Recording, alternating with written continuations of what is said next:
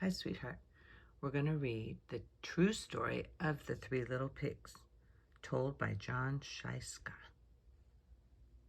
There's the little pig's bottoms, and there's the wolf.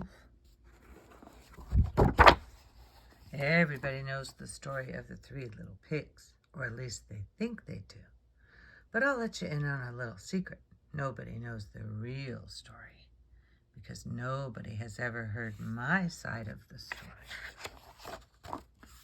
I'm the wolf, Alexander T. Wolf. You can call me Al. I don't know how this whole big bad wolf thing got started, but it's all wrong. Maybe it's because of our diet. Hey, it's not my fault wolves eat cute little animals like bunnies and sheep and pigs. That's just the way we are. If cheeseburgers were cute, folks would probably think you were big and bad too. The little bunny ears. The tail. But like I was saying, the whole big bad wolf thing is all wrong. The real story is about a sneeze and a cup of sugar. Sneeze and a cup of sugar. This is the real story.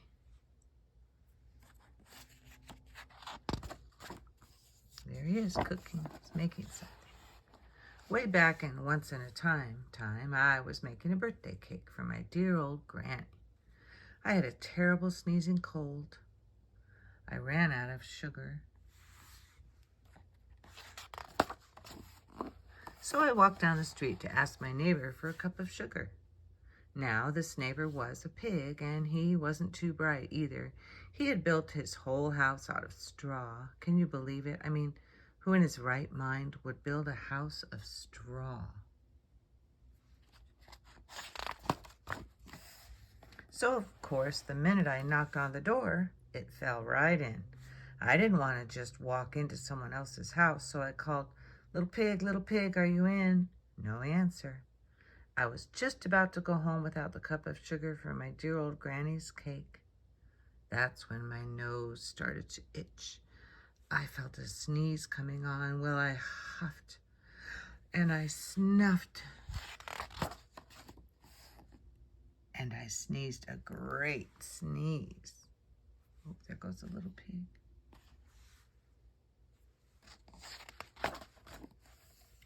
And you know what?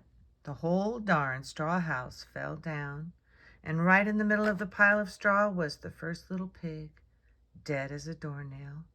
He had been home the whole time. It seemed like a shame to leave a perfectly good ham dinner lying there in the straw, so I ate it up.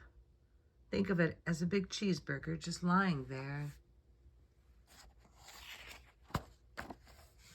I was feeling a little better, but I still didn't have my cup of sugar, so I went to the next neighbor's house. This neighbor was the first little pig's brother. He was a little smarter, but not much. He had built his house out of sticks. I rang the bell on the stick house. Nobody answered. I called, Mr. Pig, are you in?" He yelled back, "Go away, wolf, you can't come in. I'm shaving the hairs off my chinny chin chin."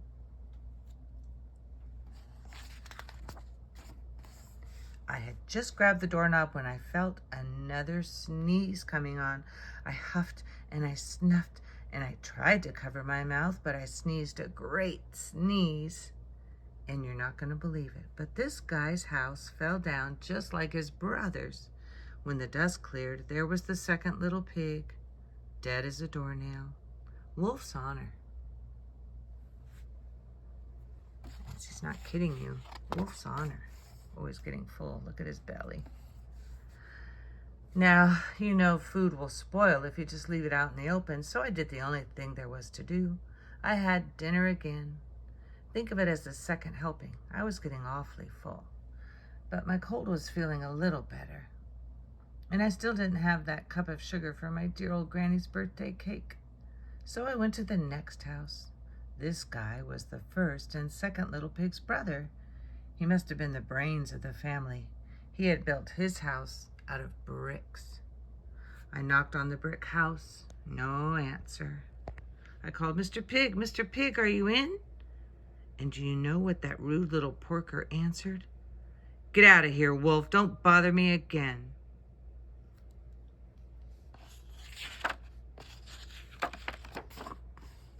There he is looking out the window. He looks mad, doesn't he?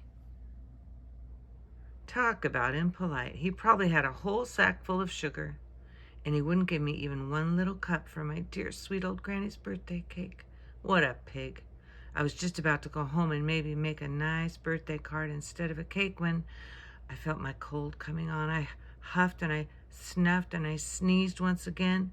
Then the third little pig yelled, "And your old granny can sit on a pin."